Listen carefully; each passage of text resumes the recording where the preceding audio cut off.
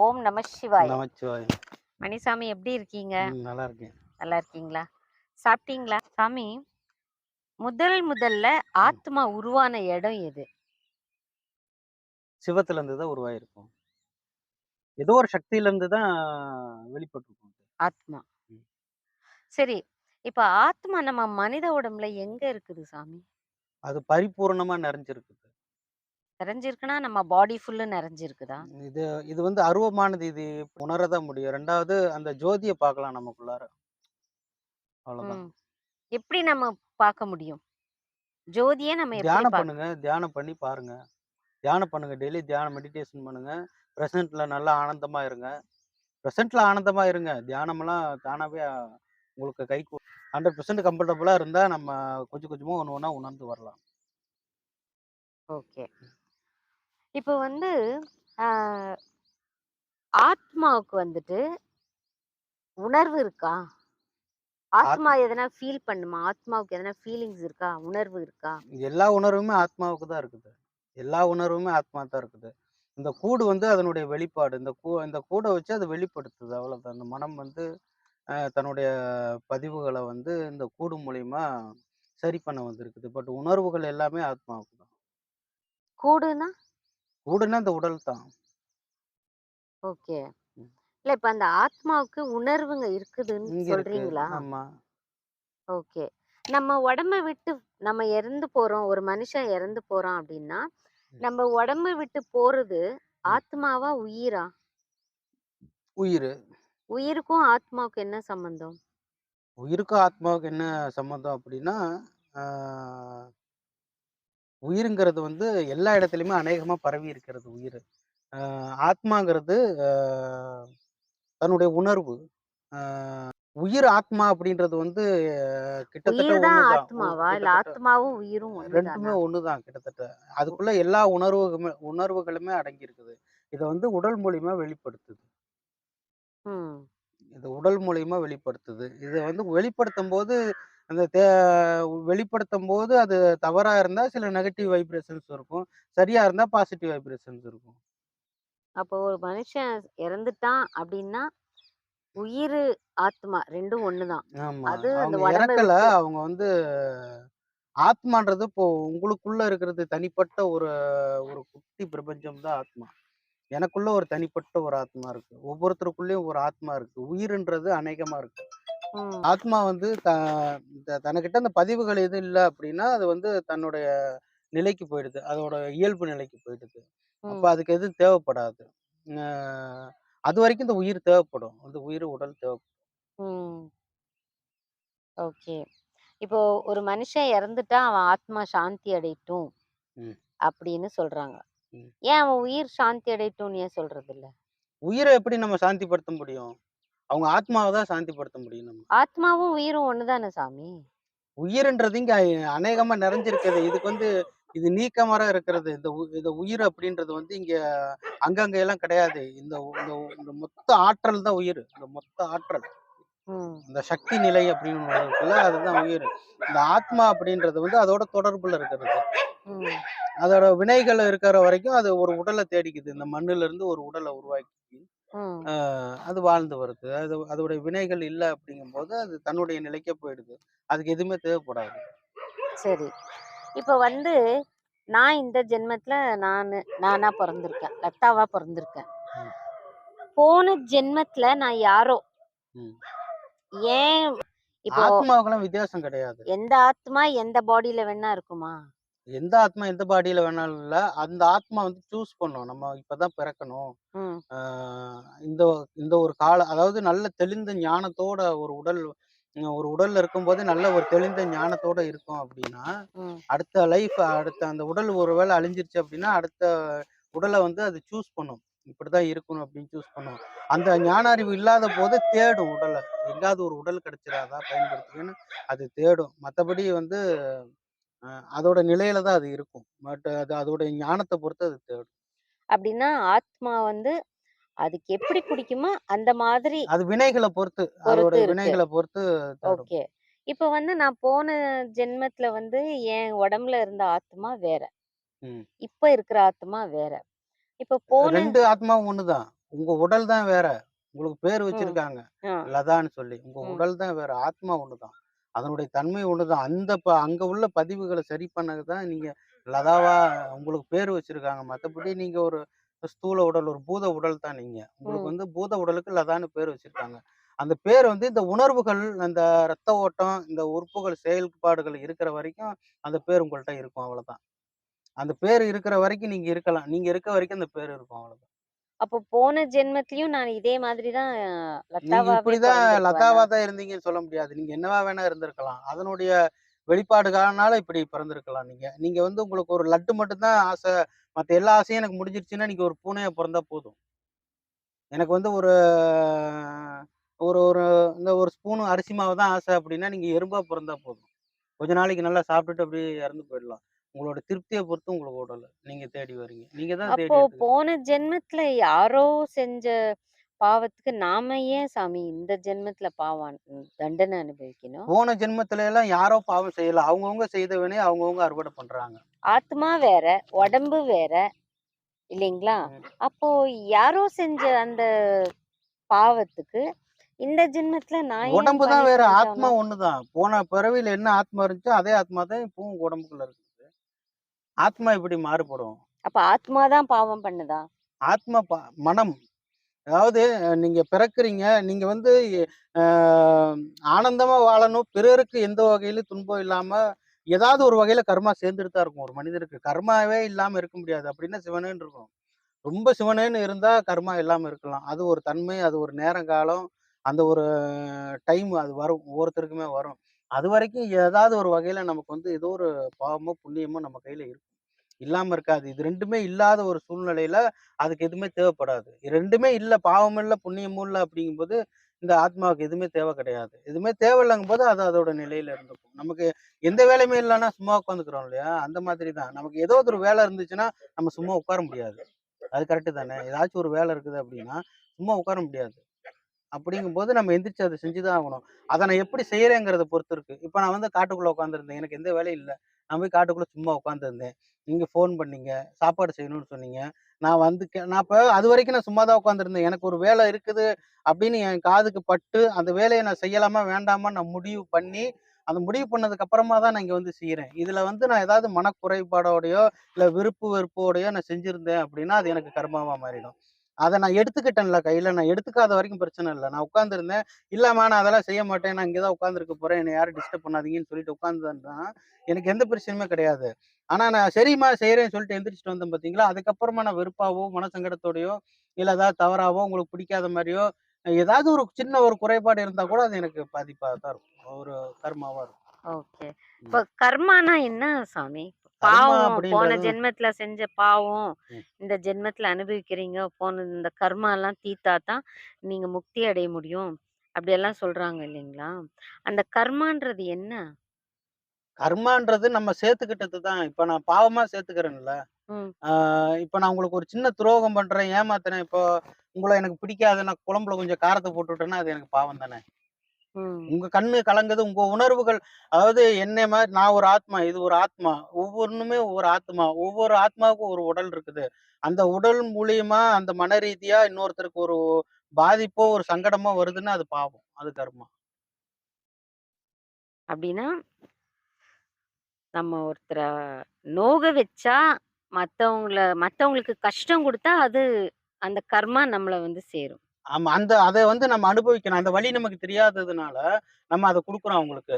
அத வலியோட உணர்வு புரிஞ்சிருந்துச்சுன்னா நம்ம குடுக்க மாட்டோம். ஸோ, அத நம்ம அந்த வலிய நம்ம வந்து உணரணும். நம்ம அந்த வலிய உணர்ந்தா தான், அத நமக்கு வந்து ஓகே இந்த வலிய வந்து நம்ம யாருக்கும் குடுக்கக்கூடாது அப்படின்ற அந்த எண்ணம் வரும் இல்லையா? அந்த தாட் வர வரைக்கும் ஏதாவது ஒரு வகையில அந்த வலி நமக்கு இருந்துட்டே இருக்கும். ம். நான் வந்து எனக்கு தெரிஞ்சோ, தெரியாமலோ நான் குடுத்துட்டேன் அப்படின்னா, அந்த தெரியாம இருக்கா, சரி தெரிஞ்சுக்கோன்னு அந்த வலிய நான் அனுபவிச்சு தான் ஆகணும். தெரிஞ்சுக்கோன்னு இந்த பிரபஞ்சம் குடுக்கும். இப்படி ஒரு வலி இருக்கு. இந்த வலி நீ அவங்கள்ட்ட குடுத்துட்ட, அவங்க இது போல வேதனைப்பட்டுருக்காங்க. அந்த வேதனை உனக்கு புரிஞ்சா தான் நீ அடுத்து அத செய்ய மாட்ட. அப்படிங்கிற தன்மைய வந்து இந்த பிரபஞ்சம் நமக்கு குடுக்கும். அத அனுபவிச்சோம் அப்படின்னா, அத அனுபவிச்சு உணர்ந்துட்டோம் அப்படின்னா, நம்ம குடுக்க மாட்டோம். உணரல அப்படின்னா, அத வந்து நம்ம பிரபஞ்சம் இப்படி ஒரு வலிய குடுத்துருக்கு. நம்ம யாருக்கோ பாதிப்பு உண்டாக்கியிருக்கோம். அதனாலதான் இன்னைக்கு நம்ம பாதிக்கப்பட்டிருக்கோம். மன ரீதியாவோ, உடல் ரீதியாவோ பாதிக்கப்பட்டிருக்கோம்.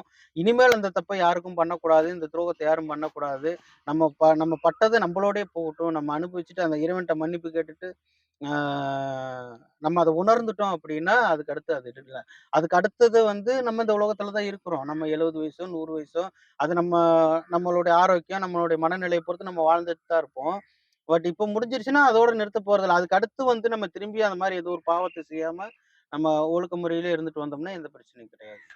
அப்போ பாவம் செய்யறது வந்து ஆத்மா. ம். பனிஷ்மென்ட் அனுபவிக்கிறது உடம்பா? உடம்பு வந்து வலி எல்லாமே வந்து உங்களுக்கு ஆத்மாவுக்கு தான், உணர்வுக்கு தான் வலி. நமக்கு வந்து உடம்புக்கு வலி கிடையாது. உடலுக்கு வந்து வலி கிடையாது. நம்மளுடைய அத உணரக்கூடிய அந்த தன்மை இருக்குல்ல, அதுக்கு தான் வலி. அதனால வந்து இந்த உடம்பு தான் அனுபவிக்குதா, ஆத்மா தான் அனுபவிக்குதான்னு கிடையாது. ஆத்மா வந்து ஒரு சாட்சியா இருக்குது. மனம் தான் ஏற்படுத்திக்கிட்டது இது. இப்போ இப்போ எந்த ஒரு செயல்பாட்டுக்கும் காரணம் மனம் தானே! நம்ம எத விரும்பினாலும், எத செய்தாலும் எல்லாத்துக்கும் ஒரு மூல காரணம் மனம்னு ஒண்ணு இருக்கு இல்லையா? அந்த மனம் வந்து ஏற்படுத்திக்குது. அந்த ஏற்படுத்திக்கிறத சரியா, தவறா நம்ம முடிவு இப்போ என் மனசுல ஆசை. உங்களுக்கு வந்து நல்லா ருசியா சமைச்சு குடுக்கணும் அப்படின்னு நீங்க கேட்டீங்க. எனக்கு ருசியா சமைச்சு குடுக்கணும்னு ஒரு ஆசை வந்துருச்சு. ஸோ இந்த ஆசைக்கும் இந்த இந்த இந்த ஆசைய வந்து நான் உணர்வுபூர்வமா உணர்ந்து நான் அத வந்து செஞ்சேன் அப்படின்னா, உணர்வுபூர்வமான்றது என்னுடைய ஆத்ம நிலையிலருந்து நான் செஞ்சேன் அப்படின்னா, அதுல எந்த ஒரு பாதிப்பும் இருக்காது. என்னோட ஆத்ம நிலையிலருந்து இல்லாம ஒரு ஆர்வ கோளாறுல, ஒரு ஆணவத்துல, ஒரு அகங்காரத்துல, இல்ல ஏதோ ஒரு வெறுப்புலயோ, இல்ல ஒரு ஒரு யோசிக்காத ஒரு அவசர தன்மையிலயோ, சந்தோஷத்திலயோ நான் வந்து செஞ்சேன்னா, அதுல ஏதோ ஒரு குறைபாடுகள் கண்டிப்பா வரும் தானே. சிந்திக்காம செயல்படுறது. அது வந்து உங்களுக்கு கர்மாவா மாறும். சிந்திக்காம செயல்பட்டாலும் அது கர்மாவா மாறும். ஏன்னா, அத அனுபவிச்சா தான் அதனுடைய உணர்வு புரியும் நமக்கு. அதுக்காக அது கர்மாவா மாறும். அப்ப ஆத்மா வந்து கடவுள் இல்லையா? சிவத்துல இருந்து உருவாயிருக்கு ஆத்மா அப்படின்னா அது கடவுள் சிவத்தன்மை. சிவத்திலிருந்து உருவாகி சிவத்தன்மை. இருக்குது. பட் சிவன் கிடையாது. சிவத்திலிருந்து உருவான ஒரு அ செயல்பாடு. செயல்பாடு தானே தவிர, இப்போ ஒரு வண்டிய நான் உருவாக்கிர்லாம். அந்த வண்டி இன்னொரு வண்டிய உருவாக்க முடியாது. அந்த உணர்வு அந்த வண்டிகிட்ட கிடையாது. ஒரு வண்டி இயங்குமே தவிர அது உருவாக்க முடியாது. இப்ப நம்மகிட்ட வந்து அந்த உருவாக்கக்கூடிய தன்மை இருக்கு. ஏன்னா நம்ம பிரம்மமா இருக்கோம். நம்மகிட்ட அந்த ஆற்றல் மொத்தத்தையும் குடுத்துட்டாரு. சக்தி. அந்த சிவம் அப்படின்ற அந்த ஒரு கடத்துக்குள்ள இருந்து வந்த அந்த சக்தி நிலை முழுவதுமே நமக்காக கொடுக்கப்பட்டிருக்கு. அந்த முழு உரிமையும் நமக்கு இருக்குது. நம்மனால வந்து ஆக்கவும் முடியும், அத காக்கவும் முடியும், அத அழிக்கவும் முடியும். இந்த 3 சக்தியுமே நம்மகிட்டே இருக்கு. நமக்குள்ள தான் அந்த சிவன், பிரம்மா, விஷ்ணு அப்படின்றது இந்த படைப்பு அப்படின்றது வந்து நம்ம தான். அந்த பிரம்மா தான். இந்த பிரம்ம தன்மையிலிருந்து தான் நம்ம படைக்கிறோம். அந்த ஆத்ம தன்மையிலிருந்து தான் அத காப்பாத்துறோம். அது வந்து விஷ்ணு. நம்முடைய ம். ஆத்ம தன்மையிலிருந்து அத காப்பாத்துறோம். அத நம்மளுடைய உணர்வு தன்மையிலிருந்து அத வேணும்னா வச்சுக்கிறோம், வேணாம்னா டிஸ்போஸ் பண்ணிர்றோம், அழிச்சிடுறோம். அத நம்ம வந்து வேணுமா, வேண்டாமான்னு ஃபர்ஸ்ட் முடிவு பண்ணணும். முடிவு பண்ணணும். முடிவு பண்ணிட்டு நம்ம அத யூஸ் பண்ணணும், இல்ல உருவாக்கணும். அத உருவாக்கிட்டு பின்னாடி அத உருவாக்குனதுக்கு அப்புறம் நம்மனால அத எதுவுமே பண்ண முடியாது. அதனால அத கரெக்ட்டா நம்ம யோசிச்சு செயல்படுத்திக்கிறது நமக்கு நல்லது. இப்ப இந்த கர்மாவ ஜீரோவா பண்றதுக்கு என்ன வழிங்க சாமி? சிவனேன்னு இருந்தா போதும். நீ அப்படி சொல்றாப்புல சிவனேன்னு இருந்தா போதும் அப்படின்னா, எல்லாரும் போய் அப்படி உட்காந்துக்கலாமா அப்படின்னு கேட்டா அது கிடையாது. எல்லாருமே அவங்கவங்களுடைய வினைகள உணர்ந்து அனுபவிக்கணும் அவ்வளோதான். இது தொடரணுமா? இல்ல அப்படியே ஸ்டாப் ஆகணுமா? இல்ல இது எப்படி அப்படின்றதெல்லாம் எனக்கு தெரியாது. அவங்கவங்களுடைய மனநிலைய பொறுத்து அவங்கவங்க எந்த கால சூழ்நிலையில இந்த நொடி வேணாலும் உருவாக்கிக்கலாம். இல்ல இன்னொரு 10 வருஷம் ஆகலாம். இல்ல இன்னொரு பிறவி ஆகலாம். இன்னொரு 10 பிறவி கூட ஆகலாம். அது அவங்கவங்க வினைகள பொறுத்து இருக்குது. அது வந்து ஆனா என்னைய பொறுத்தளவுக்கு சிவனேன்னு இருந்தா எதுக்குமே பிரச்சனை கிடையாது. எந்த பிரச்சனையுமே இல்ல அப்படிங்கும்போது நமக்கு பாவமும் வர வேண்டிய அவசியம் இல்ல. புண்ணியமும் வர வேண்டிய அவசியம் கிடையாது. அப்படிங்கிறது தான் என்னுடைய கருத்து. மத்தபடி ஆ இது வந்து சிவனேன்னு இருக்கிறது அப்படின்னா, எல்லாத்தையும் தூக்கி போட்டு வந்து இருக்கிறதா? ஆ அப்படின்னா, அது என்னுடைய கருத்து கிடையாது. நான் என்ன சொல்றேன்னா, அவங்கவங்களுடைய மனநிலை எப்படி இருக்கோ அப்படி இருக்கு. என்னுடைய மனநிலை இப்படி இருக்குது. நான் சேவை பண்ணிட்டு இருக்கேன்.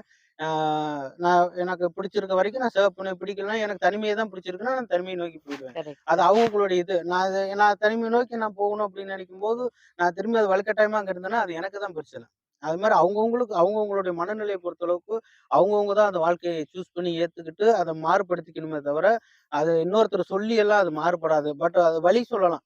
வழி இப்படி சொல்லலாம். இருந்தா இப்படி இருக்கலாம், இப்படி இருந்தா இப்படி இந்த ஆறுதல் வார்த்தைகள தவிர, ஒரு மனிதனால இன்னொரு மனிதனுக்கு எவ்வளவு பெரிய ஒரு தெய்வாம்ச நிலையில இருந்தாலும், வார்த்தைகள தவிர வேற எதாலயுமே ஒரு மனிதன மாத்த முடியாது. மாத்த முடியாது. மனநிலைய மாத்த முடியாது. இது வந்து சத்தியம்.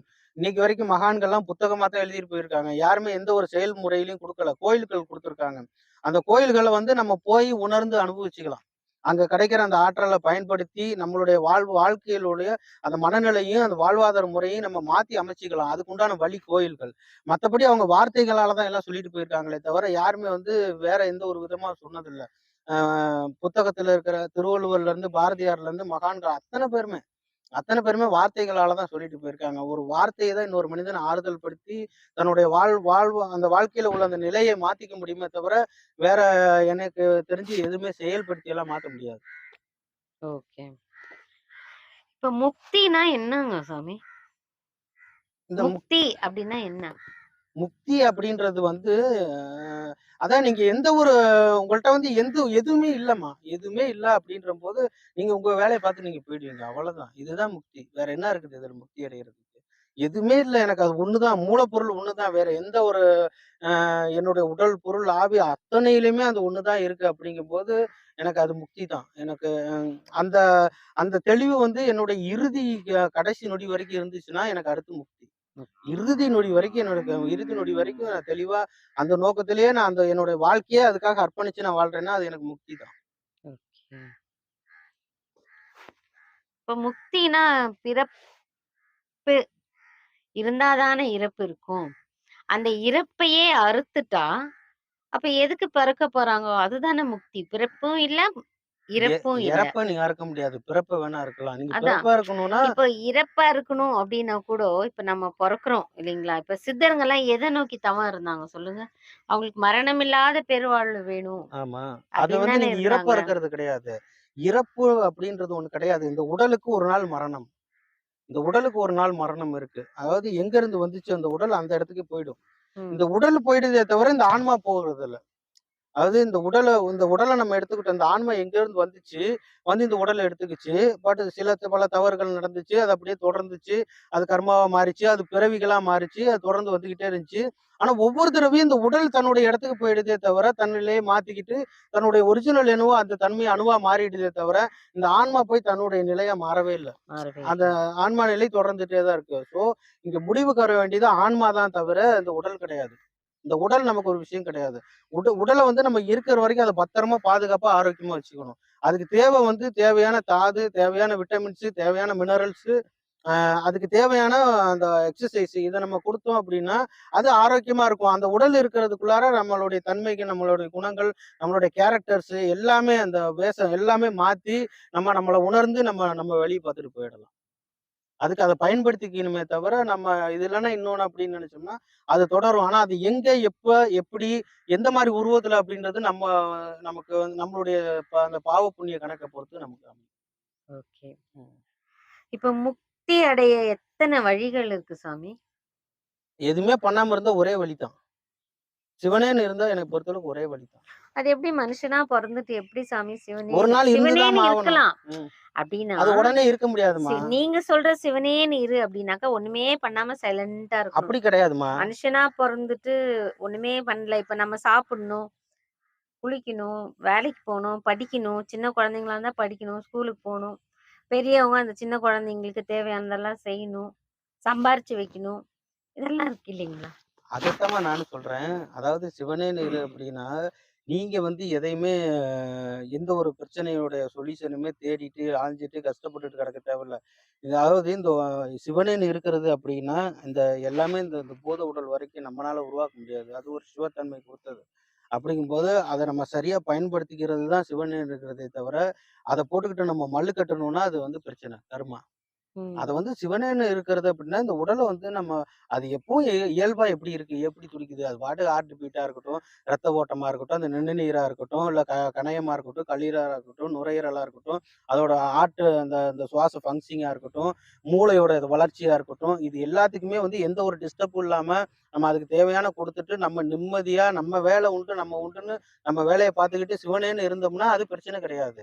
அத விட்டுப்புட்டு ஏதாச்சும் ஒண்ணு உடனே உடனே ரியாக்ஷன் பண்ணிக்கிட்டு, வருத்தப்பட்டுட்டு, அழுதுட்டு, ஏதோ ஒரு பிரச்சனைன்னு நெனச்சுக்கிட்டு, நம்ம வாழ்க்கைய தொலைச்சுக்கிட்டு இருந்தோம்னா, அதுதான் நமக்கு கர்மம். இதுக்கு பேரு தான் சிவனேன்னு இருக்கிறது. நம்ம எது கிடைக்குதோ அத வச்சு சந்தோஷமா இருந்துகிட்டு, அத ஏத்துக்கக்கூடிய தன்மையில நம்ம இருந்தோம் அப்டின்னா, நம்ம சிவனேன்னு இருக்கோம்னு அர்த்தம். ஓகே. இப்போ ஒருவர் மரணம் அடைந்துட்டாங்க அப்படின்றதுக்கும், ஒருத்தர் முக்தி அடைஞ்சுட்டாங்க அப்படின்றதுக்கும் என்ன டிஃபரன்ஸ் சாமி? மரணம் அப்படின்றது வந்து அ அதாவது ஒரு ஒரு ஒரு மன ரீதியாவோ, இல்ல உடல் ரீதியாவோ நோய்வாய்ப்பட்டு மன ரீதியாவோ, உடல் ரீதியாவோ நோய்வாய்ப்பட்டு இந்த உடல் அழிஞ்சு போகுது அப்படின்னா, அதுக்கு பேர் மரணம். அந்த உடல விட்டுட்டு இன்னொரு உடல நம்ம தேடி எடுத்துட்டு வர்றோம் நம்ம. அப்புறம் என்ன கேட்டீங்க? முக்தியா? ம். இந்த முக்தின்றது ஒருத்தர் ஒருவர் முக்தி அடைந்துட்டார் அப்படின்னா, ஆமா. அதாவது நம்ம வந்து ஏத்துக்கக்கூடிய தன்மையிலே இருக்க மாட்டோம். நமக்கு சாவு வரப்போது, இந்த உடல் அழியப் போதுன்னு நம்மளால ஏத்துக்க முடியுமா? அந்த டைம் ஏத்துக்க முடியாது. ரொம்ப வருத்தப்படுவோம். குடும்பத்த நெனச்சோ, குழந்தைங்கள நெனச்சோ, மனைவி, நம்ம சுற்றார்ல நம்மளுடைய ஆசைகள், நம்ம தேவைகள், நம்ம வீடு, இந்த மாரி பணம், சொத்து இது ஏதோ ஒண்ணு நெனச்சு வருத்தப்பட்டுட்டு, நான் போக மறுத்தேன் அப்டின்னா, அதுக்கு பேர் மரணம். ஓ! ஆனா, அது அழிஞ்சு தான் தீரும். அதுக்காக ஏன்னா நம்ம ஆ அத வந்து காப்பாத்தாம அத வந்து சரியா பயன்படுத்தாம விட்டுட்டோம். கடைசில அந்த சூழ்நிலை வரும்போது, அப்பதான் அதனுடைய மதிப்பு நமக்கு தெரியுது. அது மதிப்பு நமக்கு தெரியும்போது, அத நெனச்சு வருத்தப்படுறோம். ஆனா, அதையும் சந்தோஷமா ஏத்துக்கிட்டு, என்னுடைய தேவைகள் எல்லாமே முடிஞ்சிருச்சு. நான் ஆனந்தமா இருக்கிறேன். இந்த உடல வச்சுட்டு நான் ரொம்ப ஆனந்தமா இருக்கேன், மகிழ்ச்சியா இருக்கேன். நாளைக்கு இந்த உடல் போனா கூட எனக்கு எந்த கவலையும் கிடையாது. நான் அப்பவும் ஆனந்தமா இருப்பேன். அதாவது அ எனக்கு வந்து திரும்பி பிறப்பே தேவை கிடையாது. நான் அத விட அந்த பிறப்பு இன்னொரு பிறப்பு வந்தா கூட, நான் இவ்ளோ ஆனந்தமா இருக்க முடியாது. அவ்ளோ ஆனந்தமா இருக்கிறேன். இந்த உடல்ன்ற ஒண்ணு வந்து இருக்க வரைக்கும் நான் சந்தோஷமா வச்சுக்கிறேன். அப்படின்ற ஒரு தன்மைக்கு போம்போது, அது முக்தியா மாறிக்கும். ஓகே. சரி சாமி. இப்ப அனைத்து வேதங்களும், புராணங்களும் சொல்வது ஒரே கருத்தா? இல்ல வேற வேறயா? எல்லாமே ஒரே கருத்து தான். உங்க மனச அடக்கணும் அவ்வளோதான். மனச அப்ப அடக்கணும்னா? மனசு வந்து ஒன்றணும். ஒரு விஷயத்தோட ஒன்றி போகணும். அத ஏத்துக்கக்கூடிய தன்மை நமக்கு வரணும். அவ்வளோதான். ஆ இந்த மனம் வந்து என்னைக்கு அடங்கி அது ஒரு அதனுடைய தேவை நமக்கு தேவையில்லாம போகுதோ, அன்னைக்கு வந்து நம்மளுடைய சூட்சுமங்களுடைய விழிப்பு வந்து நமக்குள்ளார ஒரு உள்விழிப்பு அப்படின்னு சொல்லுவாங்கல்ல, அந்த உள்விழிப்பு நமக்குள்ளார அந்த ஒரு தெளிவு பிறக்கும். அதாவது இந்த மனதுடைய ஆதிக்கம் இருக்காது. ம். மனதுடைய ஆதிக்கம் இருக்காது. மனம் வந்து நம்ம அதுக்கப்புறமா வந்து அந்த உள்விழிப்பு, அந்த ஆன்ம விழிப்பு அப்படின்ற ஒண்ணு வந்ததுக்கு அப்புறமா, நம்மளுடைய நம்ம எது செஞ்சோமோ அதுல வந்து நம்ம எந்த ஒரு வேலைய செஞ்சாலும், எந்த ஒரு வழிபாடு செஞ்சாலுமே, அதுல வந்து நம்மளுடைய மனம் வந்து லயிச்சிருக்கும், ரசிச்சிருக்கும். அதனுடைய ஒவ்வொரு நொடியுமே, ஒவ்வொரு செயல்பாடுகளுமே ஒரு ஒரு மதிக்கத்தக்கதா இருக்கும். அப்படிங்கும்போது, ஆ அது என்னது கேள்வி கேட்டீங்க?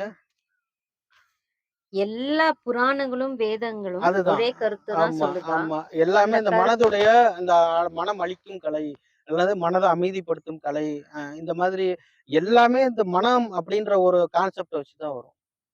ம். இந்த மனம் இல்ல இந்த சாமி, மாரி இந்த ஒரு மனத அடக்கணும் அப்டின்னா, ம். அ எப்படி நம்ம மனசு சொல்றத வந்து நம்ம செய்யக்கூடாது. மனசு சொல்றத செய்யக்கூடாதுன்ட்டு இல்ல. மனசு சொல்லக்கூடாது. நம்ம முடிவு பண்ணணும். எது தேவை, எது தேவையில்லன்னு முடிவு பண்ணணும். மனம் அதுக்கு நம்ம லயிச்சிருக்கணும். முடிவு பண்றோம்னா, எது நம்மளோட பிரெயினா? நம்மளோட நம்ம ஹார்ட் அறிவு தான். நம்ம வந்து மனசு பார்க்கும். மனசுக்கு பிடிக்கும். இது வந்து என் மனசுக்கு பிடிக்கும். இத விட வந்து பெட்டரா ஒண்ணு இருக்கும். இத விட பெட்டரா ஒண்ணு இருக்கும். இதுல வந்து நெறைய வெரைட்டீஸ் இருக்கும்.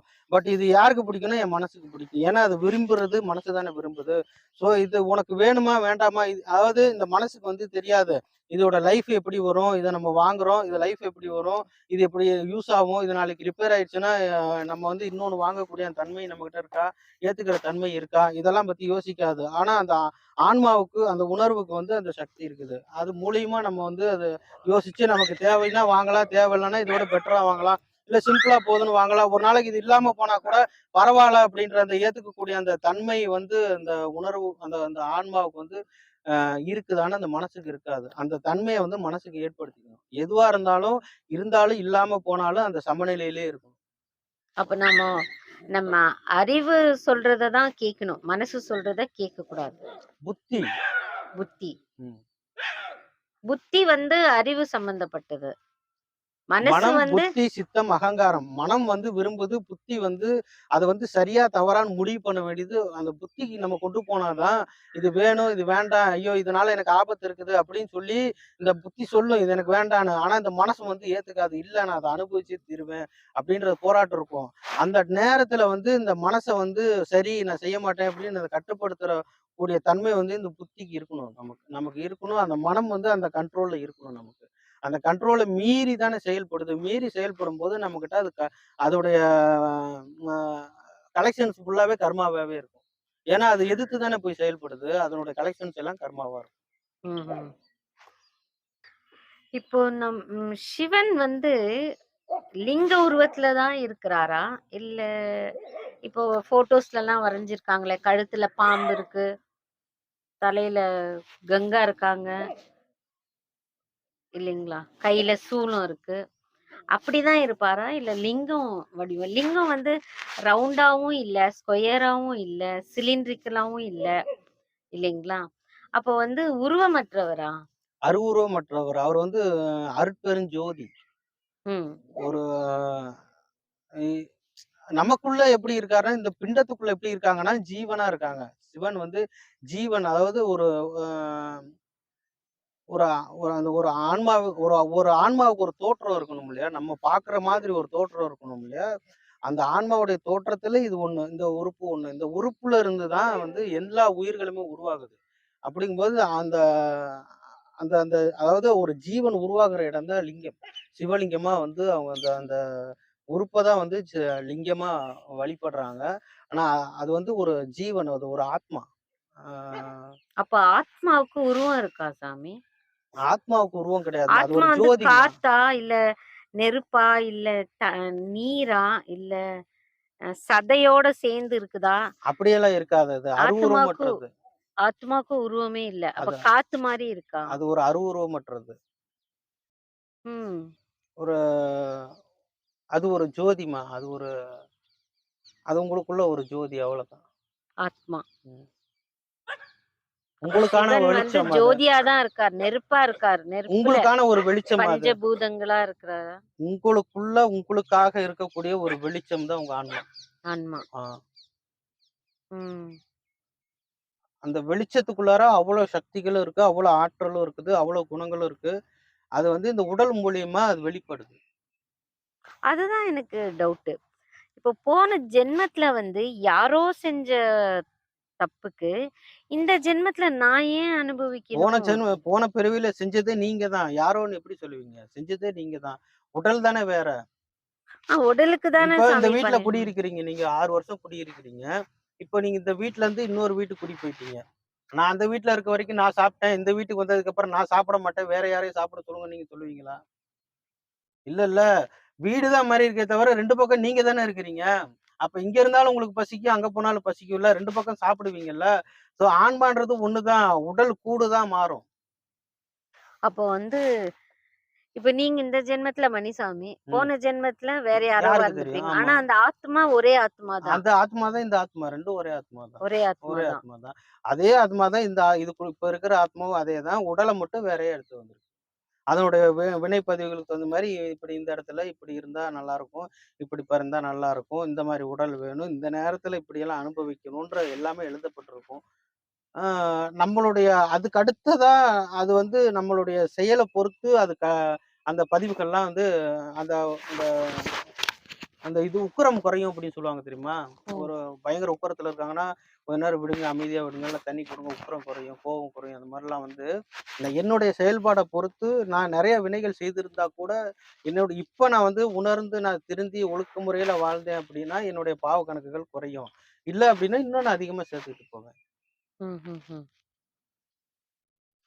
இப்போ சாமிங்கள பத்தி பேசலாம். கடவுளுங்க கூட மனுஷருங்க மாதிரியே கல்யாணம் பண்ணிக்கிறாங்க. ம். ஆண், பெண்ணா தான் குடும்பமா இருக்காங்க. ம். இல்லைங்களா? ம். ஸோ அவங்களுக்கும் அந்த கோவம், பசி, ம். துக்கம், எங்க ஏக்கம். கல்யாணம் பண்ணாங்க? இப்போ முருகர் கல்யாணம் பண்ணிக்கிட்டாரு. ம். 2 கல்யாணம் பண்ணிக்கிட்டாரு. ம். சிவன், பார்வதி அவங்களுக்கு குழந்தைங்க விநாயகர், முருகர், ம். ஐயப்பன் இப்படியெல்லாம் இருக்காங்க இல்லைங்களா? ம். ஸோ அப்படி இந்த ஃபேமிலி மாரியே நம்ம மனுஷருங்க மாதிரியே ஃபேமிலியா அவங்களும் இருக்காங்க இல்லைங்களா? ம். அது உண்மையா? அதெல்லாம் உண்மை கிடையாது. ம். எல்லாம் ஒரு உவமையா சொல்லி வச்சிருக்காங்க. உவமை, எக்ஸாம்பிள்ஸு. அறிவு, பேரறிவு, ம். சரஸ்வதி அப்படின்றது இந்த கல்விக்கு உகந்தது. அந்த லட்சுமி அப்படின்னா செல்வம். அப்படின்னு அந்த மாதிரி ஒவ்வொரு உவமை குணங்களுக்கு ஏத்த உவமையா சொல்லியிருக்காங்க. நம்ம அதுல வந்து பொருளாதாரத்தையும் ஈடுபடுத்திக்கிறோம். ம். செல்வம் அப்படின்றது வந்து நம்மளுடைய அறிவு செல்வம். அந்த அறிவு செல்வத்த நம்ம எப்படி பயன்படுத்துறோம்? அறிவ எப்படி பேராற்றலா மாத்துறோம்? அத எப்படி நம்ம பயன்படுத்துறோம் அப்படின்றத பொறுத்து தான் செல்வம் அப்படின்றது இருக்கு. ஆனா நம்ம செல்வம்னா பணம், காசு எல்லாமே தானே சேர்த்துக்கிறோம் நம்ம. அதுல ம். நம்மளுடைய தேவை என்னவோ அந்த தேவை அனைத்தையுமே அந்த செல்வம் அப்படின்ற ஒரு டாபிக் குள்ள கொண்டு போயிடுறோம். ஆமாங்க. கரெக்ட் தானே? அப்ப ஆமாங்க. எல்லாமே ஒரு உவமையா வந்து சொல்லப்பட்டிருக்கே தவிர, இங்க வந்து அப்படி வாழ்ந்தாங்கன்னா வரலாறுன்னா அப்படி கிடையாது. எல்லாம் உவமை. ஊமை. ம். Okay, okay. நீங்களும் நானும் தான் அந்த பிள்ளையாரும், முருகன், சரஸ்வதி, முருகன் எல்லாம் நமக்குள்ளேயே தான் இருக்கு. சரி உவமை அப்படின்னு சொல்றீங்களே, சூட்சமம், அப்ப எல்லா மறைபொருள். நம்ம கடவுளுங்க கையில எல்லார் கையிலயும் ஒரு ஒரு ஆயுதம் இருக்கு. சூலம் இருக்கு, வேல் இருக்கு. எல்லார் கையிலயும் ஒரு ஆயுதம் இருக்குது. நல்ல பேரறிவுங்கிற ஆயுதம் இருக்குது. நல்ல கூர்மையான பார்வை இருக்குது. தெளிவான கவனம் இருக்கு. நல்ல பேச்சு திறமை இருக்குது. நல்ல கலை திறமை இருக்குது. எல்லாருக்குள்ளயுமே மிகப்பெரிய ஆயுதங்கள் இருக்குது. எத்தன பேர் அத பயன்படுத்துறாங்க? ஆமா. கடவுள் வந்து நீங்க எந்த எல்லாருக்குமே ஒரு ஆயுதம் ஒரு இருக்கணும்னு கிஃப்ட் உங்க கையில வந்து குடுத்துருப்பாரு. வேலு, அப்புறம் அந்த இடுக்கி, அப்புறம் அந்த இந்த மாதிரி எல்லாம் இருக்கணும்னு நினைக்கிறீங்களா? இல்ல உங்களுடைய புத்தியும், அறிவாற்றலும் அந்த மாரி இருக்கணும்னு நினைக்கிறீங்களா? அதுதான் நம்மளுடைய ஆயுதம். அத வச்சு தான் நம்ம சரியா பயணிக்க முடியும். வேலெல்லாம் வச்சுட்டு நம்மனால பயணிக்க முடியாது. கரெக்ட். சரி இப்போ நெறைய பேர் சொல்றாங்க. நெறைய பேருன்னு சொல்லல. நெறைய புக்லலாம் படிச்சிருக்கோம். இல்லற வாழ்க்கை வாழாம நீ துறவறம் போன முடியாது அப்படின்னு சொல்றாங்க ம், இல்லைங்களா? ம், இப்போ வந்து திருஞான சம்பந்தர். ம், அவர் சின்ன வயசுலயே துறவறம் வந்துட்டாரு இல்லைங்களா? ம். அவர் எப்படி முக்தி அடைஞ்சாரு சாமி? இல்லற வாழ்க்கை வாழாம துறவற வாழ்க்கை அது நம்மளுடைய மனச பொறுத்துமா. அது ஒவ்வொருத்தரும் ஒவ்வொரு மாதிரி சொல்லுவாங்க. இல்லற வாழ்க்கை வாழலைன்னா துறவறம் வாழ முடியாது. அப்படி இப்படின்லாம். ஏன்னா இப்ப பொறுத்தளவுக்கு எனக்கெல்லாம் அந்த மாரி நான் வந்து இல்லறம்னா என்ன குடும்பம் தானே! இல்லறம்னா குடும்பம். ஏன் ஒரு அம்மா, குடும்பம், அப்பாவோட கல்யாணம். வாழ்ந்தா அது இல்லறம் கிடையாதா? அக்கா, தங்கச்சி, அண்ணன், தம்பி, சொந்த பந்தம். நம்ம ஒரு கல்யாணத்துக்கு போறோம், வரோம். போகாம இருந்தனா, வராம இருந்தனா. இது ஒரு இல்லறம் தானே! இல்லறம் இல்லறம் வந்து ஒரு நல்லறமா இருக்கணும். அறம்னா என்ன செயல்? நல்ல ஒரு செயலா இருக்கணுமே தவிர, அங்க வந்து நான் திருமணம் பண்ணிக்கணும், குழந்தை பெத்துக்கணும், இப்படியெல்லாம் வாழ்ந்தா தான் வந்து துறவறம் அப்படின்றது கிடையாது. துறவறம் அப்படின்றது என்ன? நம்ம எல்லாத்துலயும் தனிச்சு இருக்கிறது. நம்மளுடைய செயல்பாட்டுல நம்ம சரியா இருக்கிறது ஒரு துறவறம் தான். அ இதுக்கு வந்து இப்படிதான் இருந்தாகணும் அப்படின்ற கட்டாயம்லாம் கிடையாது. எனக்கு பிடிச்சத நான் செய்றேன். இன்னொருத்தருக்கு தொந்தரவு அதாவது நான் முடிவு பண்ணிட்டேன். நான் வந்து எனக்கு வந்து திருமணத்து மேல ஈடுபாடு கிடையாது. நாளைக்கு வந்து நான் கல்யாணம் பண்ணினா கூட, கண்டிப்பா நான் ஈடுபாடு இல்லாம கல்யாணம் பண்ணும்போது, என்னால அந்த பொண்ணுக்கு துன்பம் தான். துன்பம் ஆமா. தாங்கும்போது என்னால துறவறம் எப்படி நான் மேற்கொள்ள முடியும்? இப்ப இந்த கரெக்ட். ஒரு சூழ்நிலையில நான் கல்யாணம் பண்ணி, நான் இல்லறத்திலயும் ஒழுங்கா இருக்க முடியாது, துறவறத்திலயும் ஒழுங்கா இருக்க முடியாது. அப்புறம் நான் சூசைட் தான் பண்ணிக்கணும்.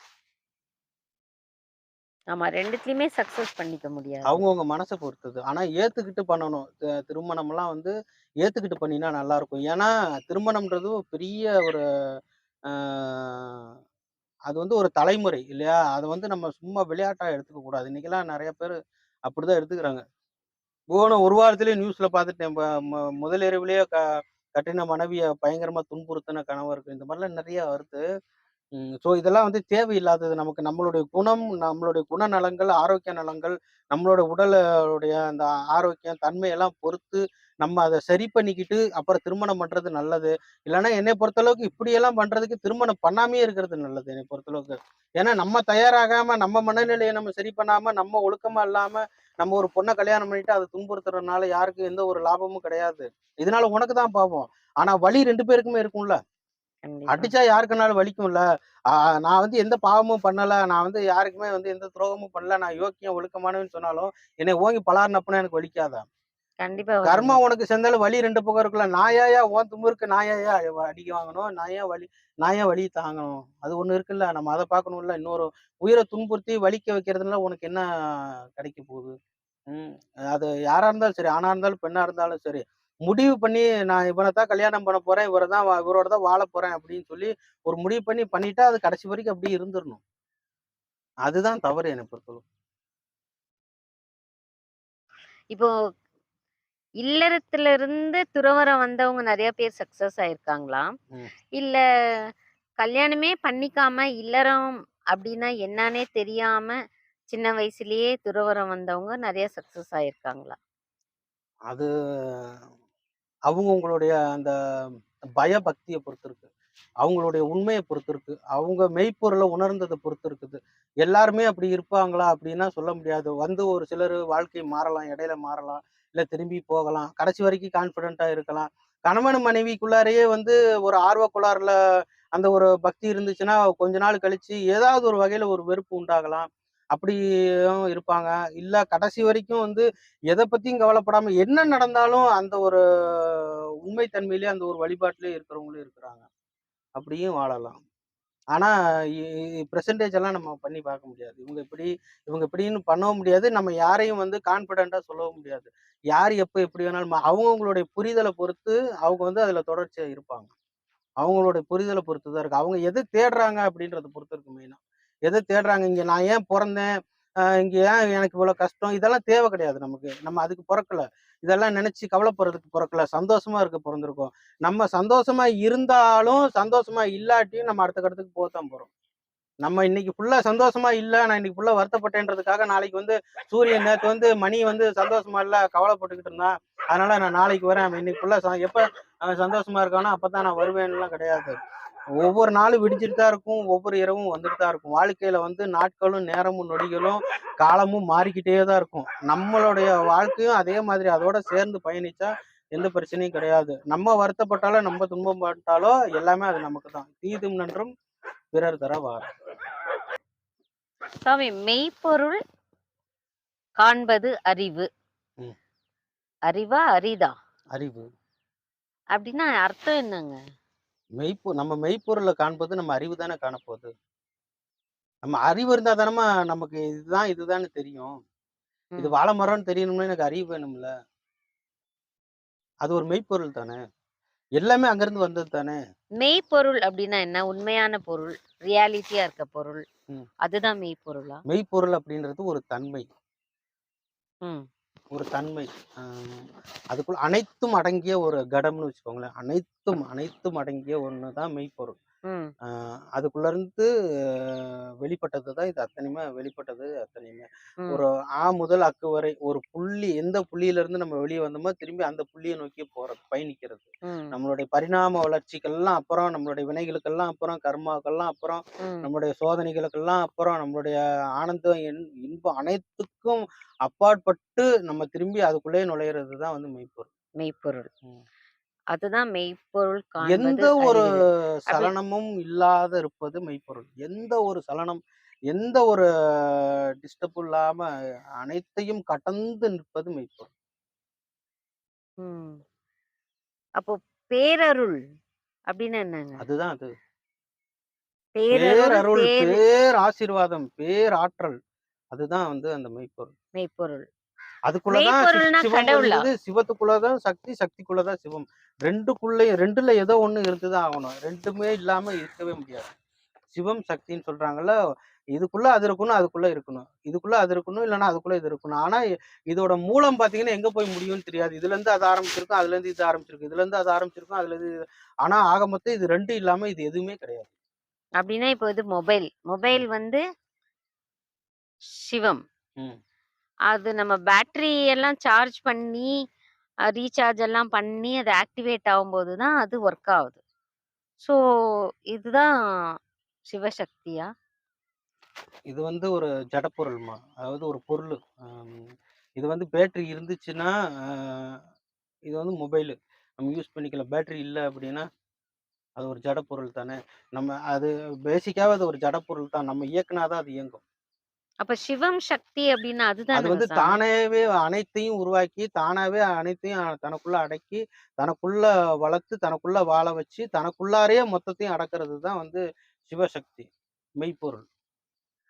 தானாவே மெய்ப்பொருள், பேரருள். ம். 2மே 2மே ஒண்ணுதான். ஒண்ணுதான். பேராற்றல், பிரபஞ்சம் எல்லாமே ஒண்ணுதான். எல்லாமே எங்கேயோ அ ஒரு புள்ளியில ஆரம்பிச்சு தான் இது அத்தனையுமே இயங்கிக்கிட்டு இருக்கு. ம். சரிங்க சாமி.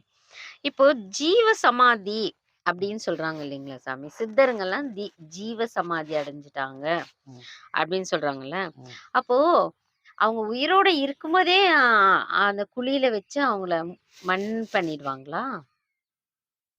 அதெல்லாம் எனக்கு தெரியாதும்மா. ஏன்னா நான் அந்த அளவுக்குலாம் ஜீவசமாதி நான் அடைஞ்சது இல்ல. நான் உண்மையான வரலாற வந்து நான் தெரியாம சொல்ல விரும்பல.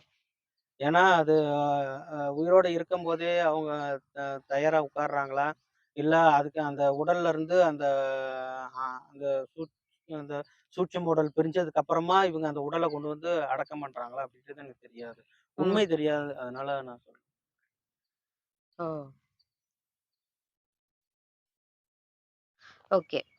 ஆசீர்வாதம்னா என்னங்க சாமி? ஆசீர்வாதம்னா இந்த பிரபஞ்சம் மொத்தமா இன்னைக்கு வந்து இதுல வந்து சொர்க்கமும் கலந்திருக்கு, நரகமும் கலந்திருக்கு இல்லையா? ம். இது வந்து முழு சொர்க்கமாவும் கிடையாது. இந்த பூமி முழு நரகமாவும் கிடையாது.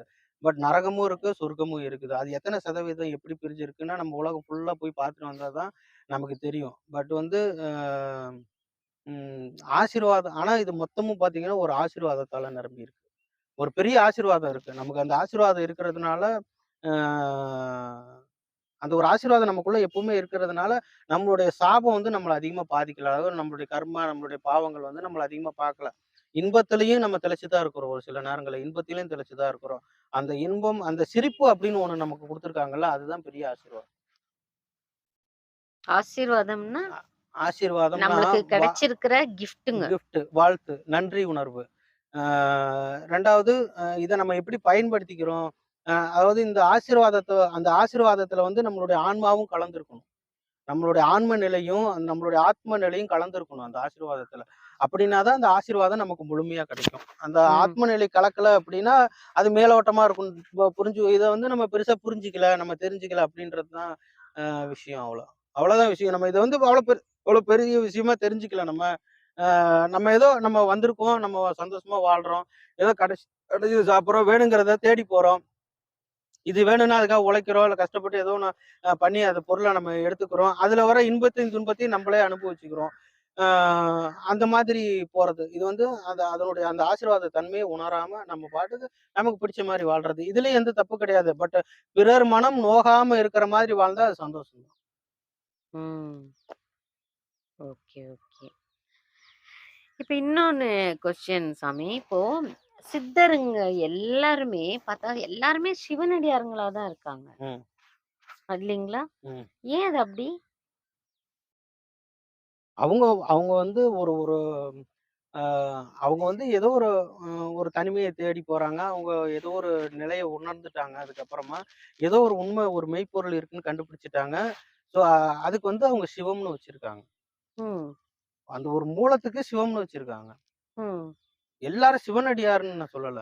அந்த மூலத்துக்கு சிவன்னு வச்சிருக்காங்க. அப்போ அதுக்கு பின்னாடி நிக்கிற எல்லாருமே சிவனடியாரா தானே இருக்க முடியும். ஆமா. ஏதாச்சும் ஒரு பேர் வச்சுட்டீங்க. இப்போ வந்து ஆ ஒரு இப்ப ஒரு பேசிக் சொல்லலாம். இப்போ ஒரு ஒரு சினிமா நடிகரை எடுத்துக்கோமே, ஒரு உதாரணத்துக்கு தான் சொல்றேன் நான். சினிமா நடிகர் எடுத்துக்கிறோமே, ஒரு சினிமா நடிகர் நிக்கிறாரு இங்க.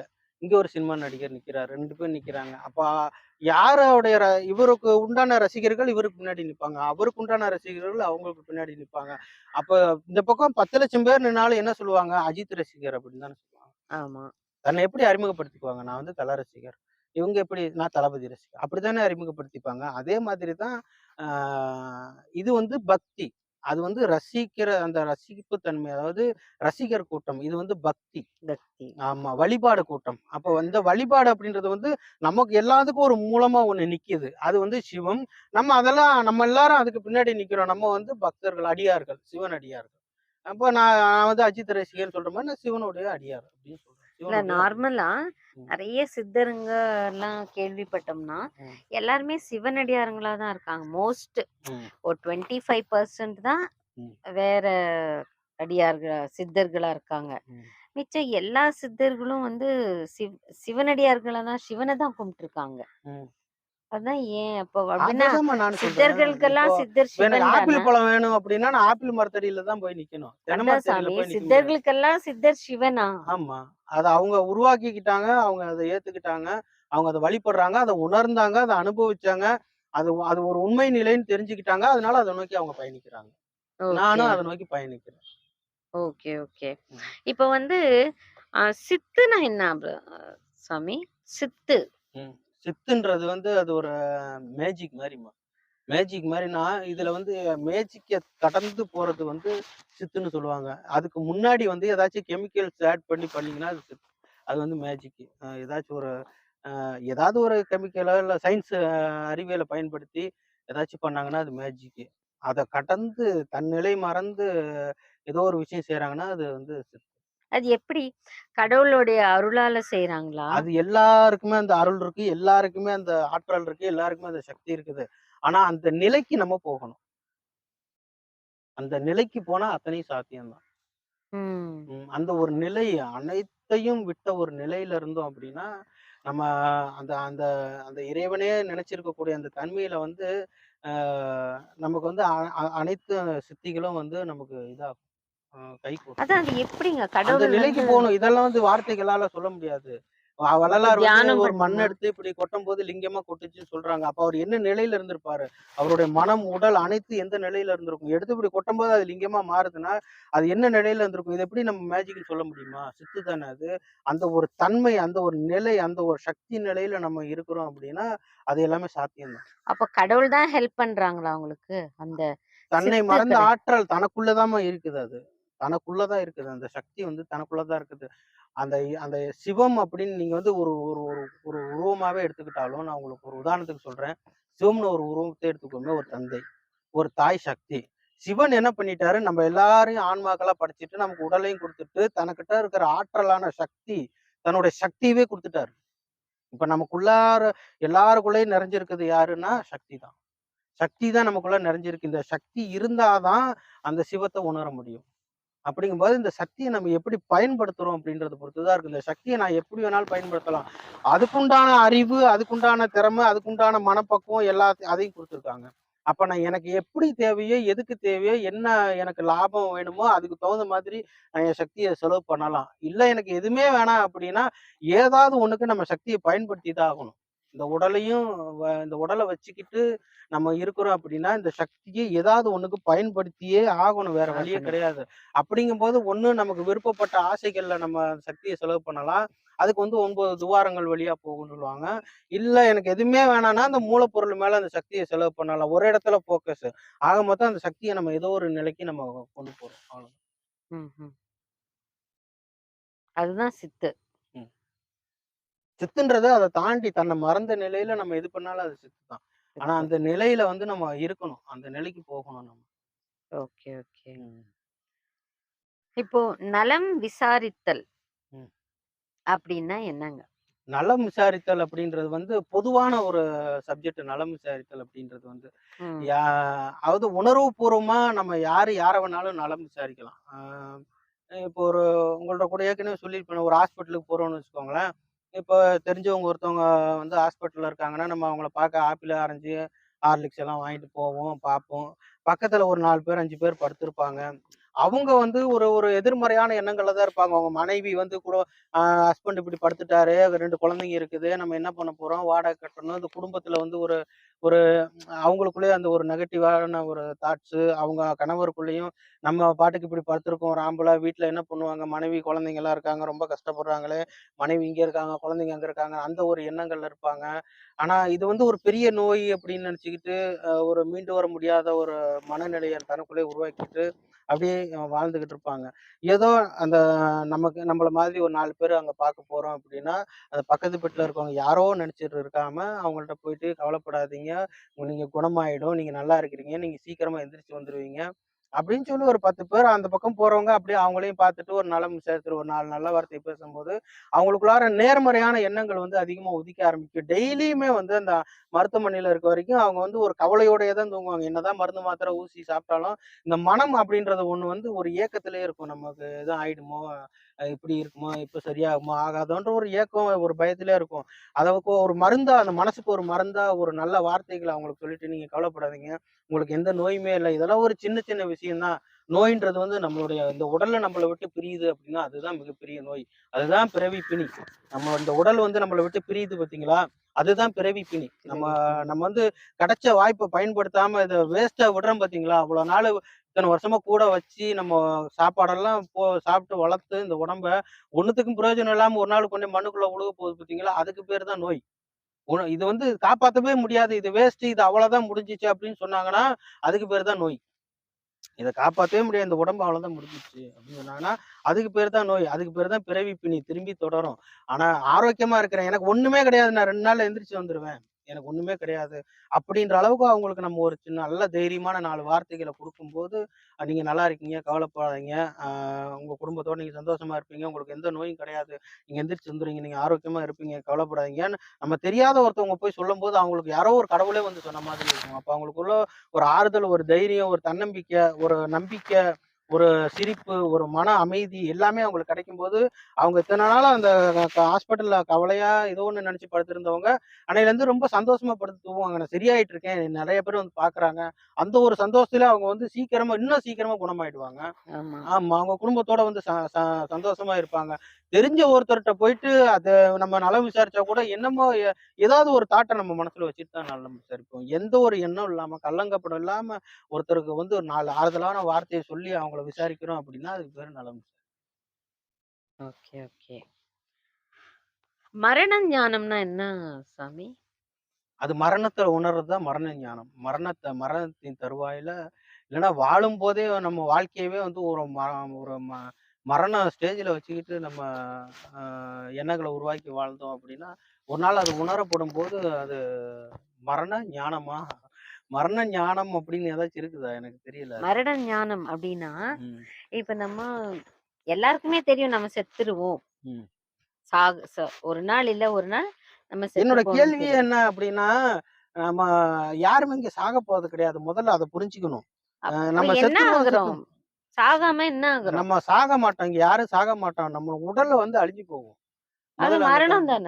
அது எப்படி மரணமாகும்? சரி மரணம் இல்ல அப்டின்னா, ம், உடல் அழிஞ்சு போகுது. இப்ப என் அக்கா இருக்காங்க, என் தங்கச்சி இருக்கா, என் பொண்ணு இருக்கா. ம். நான் எப்படி பேசுவேன்? நான் செத்து போனா தானே பேச முடியும். பேசாம இருக்க நீங்க முடியும். ஏன் நான் சாகுறேன்னு முடிவு பண்றீங்க? முதல்ல என்னோட கேள்வியே வந்து நீங்க எதுக்கு உடம்பு இருந்தா பொறந்தீங்க? தானே சாமி சாகறதுக்கு எல்லாமே பாசிபிள். ஆமா. அப்ப அந்த உடம்பு உடம்பு இல்லாம செத்ததுக்கு அப்புறமா உயிர் போயிடுச்சுன்னா, ம். செத்து போயிட்டாங்கன்னு தானே சொல்றாங்க. அதுக்கப்புறம் என்ன நடக்கணுமோ அது நடக்கும். நீங்க அத பத்தி கவலைப்பட வேண்டிய அப்ப என்கிட்ட அவசியமே இல்ல. யாரும் இப்ப செத்து போனவங்க யாரும் என்கிட்ட வந்து பேசலையே, எனக்கு சொந்தக்காரங்கலாம். ஏன் பேசணும்னு கேட்கிறேன். எது நடக்கணுமோ அது நடக்கும். நீங்க இருந்தாலும் நடக்க வேண்டியது நடக்கும். நீங்க இல்லனாலும் நடக்க வேண்டியது நடக்கும். நீங்க தான் எதையுமே நடத்துறீங்கன்னு முடிவு பண்ணிட்டீங்கன்னா, உங்களுக்கு மரணம் இருக்கு. நீங்க தான் நான் தான் எல்லாத்தையும் நடத்துறேன். ஒரு நாள் நான் செத்து போயிடுவேன். இவங்க என்ன பண்ண போறாங்கன்னு நினைச்சீங்கன்னா தான் மரணம். உங்களுக்கு எதுவுமே பிரச்சனை கிடையாது. இருக்க வரைக்கும் சந்தோஷமா அவங்களோட மகிழ்ச்சியா, அவங்களுக்கு பாதுகாப்பா, அவங்களுக்கு வேண்டியத செஞ்சு குடுத்துட்டு, நீங்க மனப்பூர்வமா, உணர்வுபூர்வமா, ஆனந்தமா அவங்களோட வாழ்றீங்க அப்படின்னா, அதுக்கு பேரு வாழ்க்கை. அத விட்டுப்புட்டு நீங்க என்னைக்கோ ஒரு நாள் நடக்க போறதையோ, இல்ல அதுக்கப்புறம் யாரு பேச போறா, பேச மாட்டாங்க. நம்ம இப்படி இருப்போம், அப்படி இருப்போம்னு நெனச்சு வந்தீங்கன்னா, அதுக்கு பேரு மரணம் தான். நீங்க அந்த நிமிஷத்துல இருந்தே நீங்க அந்த மரணத்த தான் எதிர்நோக்கி போறீங்களே தவிர, நீங்க வாழ்க்கைய நோக்கி போலயே. வாழ்க்கைன்னா நீங்க ஆனந்தத்த நோக்கி தானே போணும். ஆனந்தமா தானே போகணும். ஏதோ ஒரு நெனச்சுக்கிட்டு நான் சாகப் போறேன். யார் தான் சாகாம இருக்கிறா? எல்லா உடலும் ஒரு நாள் அழியப் போறது தான். எல்லாருடைய உடலும் ஒரு நாள் அழியப் போறது தான். அதுக்காக அழியப் போகுது அப்படின்றதுக்காக நம்ம அத நெனச்சு கவலையெல்லாம் பட வேண்டாம். இல்ல அழிஞ்சதுக்கு அப்புறம் அவங்க என்ன பண்ணுவாங்கன்னு நெனச்சு நம்ம வருத்தப்பட வேண்டாம். எல்லாருக்குமே ஒரு மனசு, ஒரு மூளை, ஒரு அறிவுத்திண்மை, நல்ல உடல் ஆரோக்கியம் எல்லாமே குடுத்துருக்காங்க. அந்த உடலையும், அந்த அறிவுத்தன்மையையும் எப்படி அவங்க பயன்படுத்தணும் அப்படின்றத அவங்களுக்கு சொல்லிக் குடுத்துட்டு போயிட்டோம்னா போதும். அவங்க பெர்ஃபெக்ட்டா பார்த்துப்பாங்க. சரி அப்போ உடம்பு அழிஞ்சு போகுது. ம். ஆத்மா என்ன ஆகுது? அது இன்னொரு உடல தேடி போகும். அதுக்கப்புறம் அப்ப அதுக்கு அடுத்த என்ன ப்ராசஸ் பேர்? எல்லாம் எனக்கு மரணமா தெரியாது. செத்து போயிட்டாங்கோ அப்படின்னு சொல்லணுமா? மரணம் அடைஞ்சுட்டாங்கன்னுமா?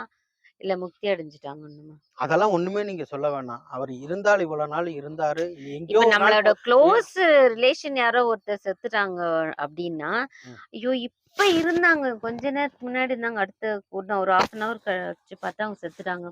அப்ப அவங்க அவங்க என்ன ஆகுறாங்க சாமி? அவங்க இன்னொரு உடல்ல தேடி செத்து போறாங்க. போயிட்டாங்கன்னு தானே சொல்ல முடியும். நீங்க செத்து போயிட்டீங்கன்னு சொன்னா, அதுக்கு நான் என்ன பண்ண முடியும்? அந்த உடல் வந்து இன்னைக்கு அழிஞ்சு போச்சு. அந்த ஆத்மா இன்னொரு உடல தேடி போயிருக்கும்.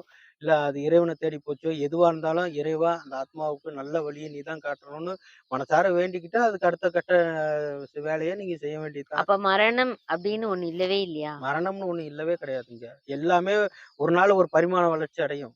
இந்த உடல் அழிஞ்சாலும் ஒரு நாள் அது அணுக்களா மாறிடும். தன்னுடைய ஆ இயல்பு தன்மைன்னுவோ அதுக்கு போயிடும் அது. இங்க நம்ம வருத்தப்படுறது இந்த மனமு தான் வருத்தப்படுறது. அத பத்தி நம்ம கவலைப்பட வேண்டிய அவசியம் இல்ல. எது நடந்தாலுமே அது நன்மைக்கு தான். எது நடந்தாலும் அது நன்மைக்கு தான். தீமைக்கா இருக்காது. எது நடந்தாலும் ஒரு காரணம் இருக்கும். காரணம் இல்லாம எந்த ஒரு செயலுமே நடக்காது. அதனால அத பத்தி வருத்தப்படுறதுக்கு இங்க நமக்கெல்லாம் அந்த தகுதியெல்லாம் கிடையாது நமக்கு. வருத்தப்பட வேண்டிய அவசியமும் கிடையாது. எதுக்கு வருத்தப்படணும்? என்னோட கேள்வியே வந்து ஏன் வருத்தப்படணும் அப்படின்றது தான். அந்த தகுதியே நமக்கு கிடையாது. நம்ம சரியா இருந்தோம்னா, வருத்தப்படணும் அப்படின்ற ஒரு தாட்டே நமக்குள்ள தோணாது. நம்ம சந்தோஷமா தான் இருப்போம். அந்த மாதிரி ஒரு எண்ணங்களே நமக்குள்ள வராது. நம்ம சந்தோஷமா இருக்கும்போது நம்ம ஏன் வருத்தப்படுறத பத்தி கவலைப்படணும்? சந்தோஷமா இருக்கணும் அவ்வளவுதான். ஆனந்தமா இருக்கணும். யார் மனசும் நோகாத மாரி நடந்துக்கணும். யாருக்கும் துன்பம் இருக்கக்கூடாது. நம்ம பாட்டுக்கு நம்ம வேலைய பார்த்துட்டு போணும். அதையும் மீறி ஏதாவது நடந்தா, அதுக்கு ஏதோ ஒரு வழி இருக்கும். அத பார்த்துட்டு நம்ம அந்த இறைவன்ட்ட ஒப்படைச்சுட்டு நம்ம சந்தோஷமா வாழ வேண்டியது தான். நான் நேத்து என்ன பண்ணேன்னு தெரியாது. எவ்வளோ பாவம் செஞ்சேன்னு தெரியாது. ஒரு டம்ளர் அளவு கூட இருக்கலாம். பட் எதுவா இருந்தாலும் மன்னிச்சு, எனக்கு ஒரு நல்ல வாழ்க்கைய இன்னைக்கு அமைச்சு குடுப்பா. அப்படின்னு அந்த இறைவன்ட்ட நம்ம ஒரு உறுதிமொழி எடுத்துக்கிட்டு, அன்னைக்கு வாழ்க்கைய நம்ம சந்தோஷமா வாழ வேண்டியது. தர்ம ஞானம். தர்ம ஞானம் அப்படிங்கிறது வந்து, இதுல ஞானம் இன்னும் எல்லாத்துலயும் நம்ம போட்டுக்க தேவையில்ல. ம். தர்மத்துக்கு இப்படி ஒவ்வொன்னுக்கும் வந்து நம்ம ஞானம்னு ஒவ்வொன்னையும் போட்டுக்க தேவையில்ல. நம்மளுடைய இயல்புத்தன்மை நல்ல ஞானத்தோட இருக்கிறது. இதுக்கு வந்து தர்மத்துக்கு தனியா இப்படி ஒவ்வொன்னுக்கும் தனியா இல்ல. நீங்க டெய்லியும் எப்ப பார்த்தாலும் தர்மம் பண்ணிக்கிட்டே இருக்க முடியாது. எப்ப பார்த்தாலும் தூங்கிட்டே இருக்க முடியாது. எப்ப பார்த்தாலும் சாப்பிட்டுட்டே இருக்க முடியாது. ஸோ இது எல்லாமே வந்து நீங்க வாழ்ந்துட்டு நீங்க போயிட்டு இருக்க வழியில நீங்க ஒரு வழியில போயிட்டு இருக்கீங்க இப்போ. அது ஏதோ ஒரு வழி. நீங்க பெங்களூர்லேருந்து இங்க வர்றது, இல்ல திரும்பி பெங்களூர் போறது, சேனல்ல போடுறது, இல்ல உங்களுக்கான வழிபாடு, உங்களுக்கான குழந்தைங்க, உங்க வாழ்க்கை முறை இது எல்லாமே ஒரு பக்கம் அது போய்க்கிட்டு தான் இருக்கு. இது வந்து உங்களுடைய பாதை, உங்களுடைய உலகம். இதுல நீங்க வந்து உங்களுக்கு பிடிச்சிருந்தா, நீங்க வந்து உங்களுக்கு பிடிச்சத யாருக்காவது தர்மமா வார்த்தைகளாவோ, இல்ல செயலாவோ, இல்ல ஒரு ஒரு பொருளாவோ, உணவாவோ ஏதாவது ஒரு விதத்துல நீங்க தர்மமா குடுக்குறீங்க அப்படின்னா, நீங்க போற போக்குல உங்களுக்கு பிடிச்சத நீங்க பிடிச்ச மாரி உங்க மனசு ஏத்துக்கிட்டு நீங்க அத செஞ்சுட்டு போயிட்டே இருக்கணுமே தவிர, இதுல வந்து தர்மம், ஞானம்னு தனித்தனியா பிரிச்சு பார்க்க தேவையில்ல. நீங்க அத பத்தி எதையுமே கவலைப்பட தேவையில்ல. நீங்க நீங்களா இருந்துட்டு போயிட்டே இருக்க வேண்டியதுதான். நான் நானா இருக்கணும், நீங்க நீங்களா இருக்கணும். எந்த பிரச்சனையுமே கிடையாது. ஓகே.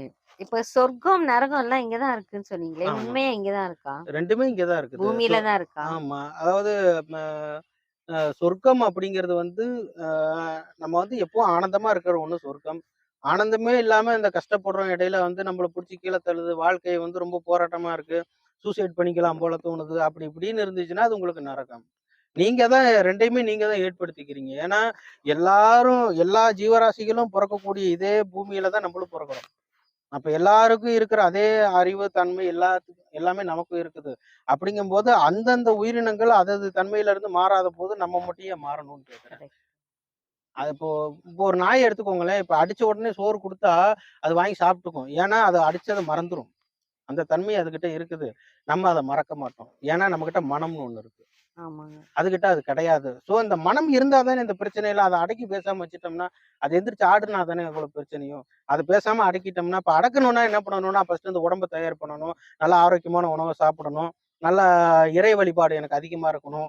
ஆ இறை சிந்தனை அதிகமா இருக்கணும். நல்ல நோக்கம் இருக்கணும். 4 பேருக்கு நல்ல வார்த்தைகள், நல்ல உதவிகள், நல்ல ஒரு செயல்கள் நம்மனால வந்து எல்லாருக்கும் நல்ல ஒரு பயனா இருக்கணும் நம்ம வாழ்க்கை. அப்படின்ற ஒரு தாட்ல நீங்க போயிட்டு இருக்கும்போது, உங்களுக்கு எந்த ஒரு நெகட்டிவுமே தேவை கிடையாதுல்ல.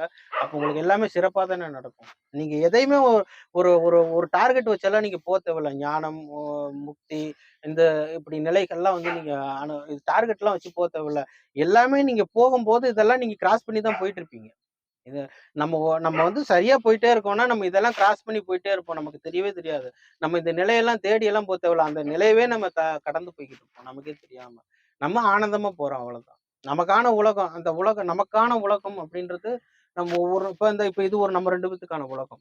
இந்த இந்த உலகம் இப்ப ஏற்படுத்தினது. ஒரு 1/2 மணி நேரத்துக்கு முன்னாடி ஸ்டாண்ட் வச்சு, ஃபோன் வச்சு, 2 சேர் போட்டு உட்காந்து இப்ப இவ்வளவு நேரம் நம்ம 2 பேரும் பேசிட்டு இருக்கோம் அப்படின்னா, இது நமக்கான உலகம். இந்த ஒரு சர்க்கிள்.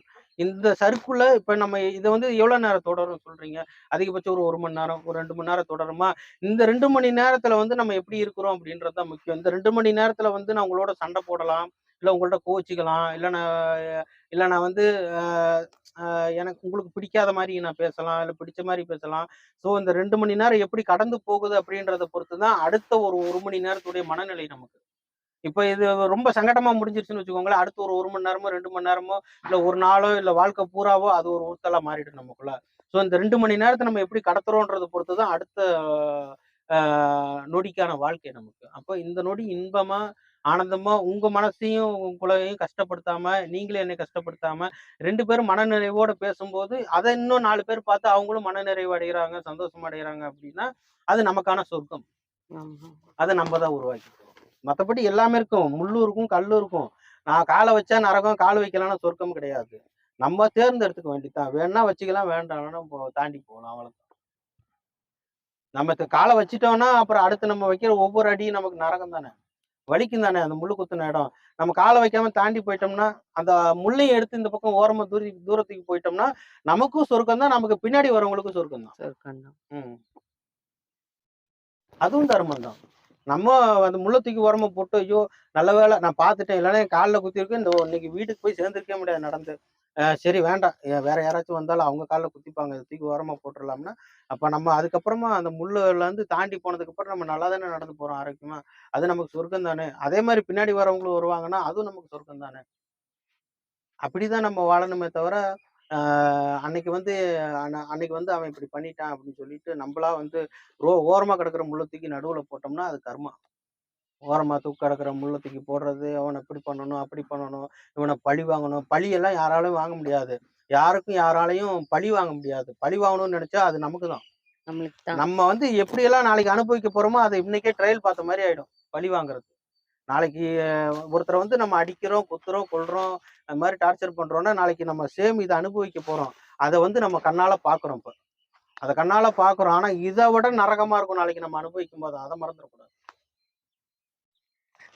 இப்போ நான் செஞ்ச பாவத்துக்கு நான் மட்டும் தான் அனுபவிக்கணும். நான் தான் அனுபவிக்கணுமா? ம். இல்ல நம்ம அம்மா, அப்பா செஞ்ச பாவத்த கூட நம்ம அனுபவிக்கணுமா? அது ஏன் சொல்றாங்க? அ அம்மா, அப்பா என்ன அவங்க அம்மா, அப்பா என்ன பாவம் செஞ்சாங்களோ, அவங்க இந்த பெத்தவங்க செஞ்ச பையன் இவ்ளோ பாவம் பிள்ளைங்கள கஷ்டப்படுறான். சேரும் அப்படின்னு சொல்றாங்கல்ல. அது உண்மையா? நீங்க வந்து சரியா இருந்திருந்தீங்கன்னா, அவங்க செஞ்ச புண்ணியம். நீங்க சரியா இல்லன்னா, அது அவங்க செஞ்ச பாவம் தான். ஏன்னா, ஒரு ஒரு ஒரு 4 பேருக்கு துன்பமா இருக்கிற ஒரு உயிர அவங்க பெத்து வளர்த்து, ஆளாக்கி இந்த உலகத்துல விட்டு, அவங்க அந்த அந்த உயிர்னால, அந்த உடல்னால நெறைய பேருக்கு துன்பம் வருதுன்னா, அது உண்மையிலேயே பெத்தவங்க செஞ்ச பாவம் தான். ஏன்னா, அவங்க அந்த பாவத்த செஞ்சிருக்க கூடாது. இந்த உடம்ப பெத்திருக்க கூடாது. பெத்து விட்டு அதனால கஷ்டப்படுறாங்கன்னா, அது பாவம் தான். அந்த பாவத்த வந்து புள்ளைங்க தான் அனுபவிக்கணும். ஏன்னா, அவங்க தானே அந்த பாவத்தையே பண்றாங்க. அந்த பாவம் தானே இங்க பாவமா மாறுது. அதான் அது என்ன அர்த்தம் அப்டின்னா, இப்போ அம்மா, அப்பா வந்து பெத்த பிள்ளைங்கள சரியா வளர்க்கலன்னா, ம். அவங்க தப்பு பண்ணுவாங்க. தப்பு பண்ணுனா, அப்போ அந்த அதுக்குண்டான பிரச்சனைகள்ல அவங்க மாட்டிக்குவாங்க. ம். அப்ப அந்த பிரச்சனைய ஃபேஸ் பண்ணும்போது கஷ்டப்படுறாங்க. ம். அதுதான் அம்மா, அப்பா செஞ்ச பாவம் பிள்ளைங்களுக்குன்றதா? இல்ல அம்மா, அப்பா வேற எதனா பாவம், வேற எதனா யாருக்கோ துரோகம் பண்றதோ, அதாவது அந்த நம்மளுடைய பதிவுகள் வந்து பிரச்சனை. நம்ம இறந்த உடனே நம்ம பதிவுகள்லாம் நிறுத்தப்பட்டுருது. நம்ம திரும்பி பிறக்கும்போது பார்த்தீங்கன்னா, எந்த ஒரு பதிவுகளும் இருக்கிறதில்ல. ஒரு குறிப்பிட்ட வருஷத்துக்கு அப்புறம் நமக்கு ஒரு வயசு வருது, ஒரு பருவம், ஒரு அறிவு, ஒரு தெளிவு, அந்த ஒரு தனித்தன்மை எல்லாமே வருது. அப்படிங்கும்போது நம்ம காலத்த நம்ம உருவாக்கிக்கிறோம். நமக்கு ஏத்த காலத்த நம்ம உருவாக்கி நம்ம வாழ ஆரம்பிக்கிறோம். அப்படிங்கும்போது நம்ம வந்து இதுக்கு முன்னாடி எது நடந்திருந்தாலும் பரவால்ல. இனிமேலு நம்ம சந்தோஷமா வாழணும் அப்படின்னு நீங்க வாழ்ந்தீங்கன்னா, அது உங்களுக்கு பாவமும் கிடையாது, புண்ணியமும் கிடையாது. உங்களுக்கு பாவமும் கிடையாது, புண்ணியமும் கிடையாது. நீங்களா சந்தோஷமா இருந்துட்டு போறீங்க. இல்ல ஏதாவது ஒண்ண நீங்க சின்ன வயசுலேருந்தே ஏற்படுத்திக்கிட்டீங்க. உங்க சமுதாயமோ, இல்ல உங்க கூட இருந்தவங்களோ, இல்ல உங்கள சுத்தி இருந்தவங்களோ, யாரு எப்படி இருந்தாலும் நான் சரியா இருப்பேன் அப்படின்ற கான்செப்ட் இல்லாம, அவங்களோட கலந்து நீங்களும் வாழ்ந்தீங்கன்னா, அது உங்களுக்கு பாவம். அத நீங்க அனுபவிச்சு தான் ஆகணும். எல்லாமே நீங்க ஏற்படுத்திக்கிறத பொறுத்து தான். பெத்தைங்க பாவம், பிள்ளைங்களுக்கு அப்படின்றதெல்லாம் கிடையாது. எல்லாமே நமக்கு நம்ப ஏற்படுத்திக்கிறது தான். ம். ச க டீக்கு தேவையான அளவு சர்க்கரையும், தேவையான அளவு பாலு, தேவையான அளவு டீ தூள்லாம் போட்டு நம்ம கையில கரெக்ட்டா தான் குடுக்குறாங்க. நம்ம அதுக்குள்ள என்ன வேணாலும் போட்டு குடிச்சுக்கலாம். ஆமா. அது நம்ம இஷ்டம் தான். இதுக்கு அவங்களுக்கு சம்மந்தம் கிடையாது. அப்ப நம்ம வந்து அதுக்குள்ளார மொளகாத்தூள போட்டு குடிச்சுப்புட்டு நமக்கு காரமா இருக்கு அப்டின்னா, அது எப்படி பெத்தவங்க செஞ்ச பாவமா இருக்குமா? பெத்தவங்க இப்ப அம்மா டீ போட்டு குடுத்தது தப்பா போச்சா? ஆமா. அவங்க சரியா தானே போட்டாங்க. சர்க்கரை, டீ தூளு சரியா போட்டுருக்காங்க. தண்ணி அளவா ஊத்திருக்காங்க. பால் கரெக்ட்டா ஊத்திருக்காங்க. திக்கா நல்லா டேஸ்ட்டா டீ போட்டு குடுத்துருக்காங்க. நீ அதுல மிளகாத்தூள் போட்டு குடிச்சீன்னா, அது எப்படி பாவமாகும் அவங்களுக்கு? ஆமா. அவங்க குடுக்க வேண்டியது கரெக்ட்டா தானே குடுத்துருக்காங்க. அவங்க எப்படி வேணாலும் இருந்திருக்கட்டும். அவங்களுக்கு புரியாம, தெரியாம, தெளியாம இருந்திருக்காங்க. பட் நீ அப்படி இருந்தீன்னா, அப்ப நீயும் அப்படியே தான் நீயும் மக்கப்பண்டாரமா தான் இருக்கன்னு அர்த்தம். அப்ப நீ தெளிவுபடுத்திக்கணும்ல உன்னைய. அவங்க அப்படி இருக்காங்கன்னா, நான் சரியா இருப்பேன் அப்படின்னு தெளிவுபடுத்திக்கணும்ல. ஆமா. யாரு பாவமும் யாரும் அனுபவிக்க முடியாது. அவங்கவங்க பாவத்த அவங்கவங்க அவங்கவங்க வாய்க்குள்ள இருக்க சாப்பாட அவங்கவங்க தான் முழுங்க முடியும். முழுங்க முடியும். ம். கரெக்ட். சரி சாமி, இவ்ளோ நேரம் எல்லா கொஸ்டினுக்கும் ரொம்ப அழகா ஆன்சர் பண்ண நன்றி. நன்றிம்மா. ஓம் நம சிவாய. நமச்சிவாயம்.